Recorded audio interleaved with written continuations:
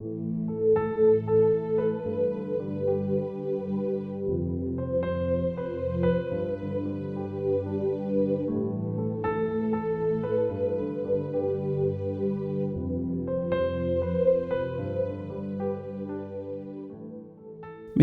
du 29 août. Narcisse et Goldman.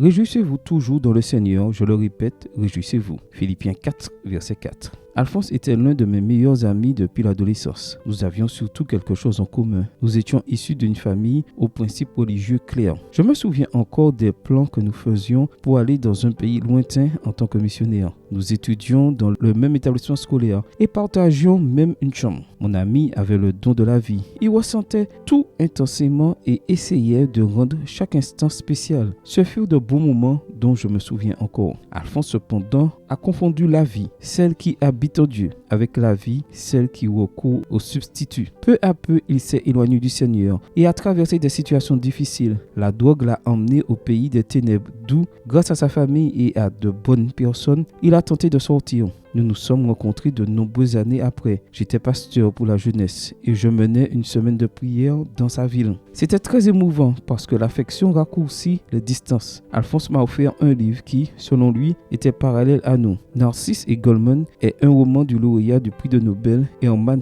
Hesse qui parle de deux garçons qui vivent dans un monastère. L'un d'eux, Goldman, quitte ce lieu pour vivre sa vie. L'autre, Narcisse, reste au séminaire et finit par être abbé. Quand j'ai lu le livre, j'ai compris le message. Goldman eut tort de rechercher une vie de désordre, mais Narcisse avait également tort de rechercher un ordre dans sa vie. Mon ami Alphonse n'est plus parmi nous, mais je suis certain que je le rencontrerai sur la nouvelle terre, car dans les dernières années de son existence, il a voulu mettre sa vie dans la vie. De lui, j'ai appris que la religion devait être vécue avec joie, que nous devions profiter de la vie. Paul s'exclame que nous devrions nous réjouir en Dieu. J'imagine quelques exemples. Le jour de notre baptême, lorsque nous jouissons de la liberté par rapport au péché. Le jour de notre mariage, lorsque nous partageons l'amour avec nos proches. Le jour du pardon, lorsque nous libérons les autres de leurs péchés. Le jour du témoignage, quand les yeux des autres brillent d'espoir. Il insiste également sur le fait que cette joie doit être continue. Peut-être parce que la vraie gratitude ne cesse jamais. Et au cas où quelqu'un penserait qu'il vaut mieux être un narcisse religieux, il nous le répète encore,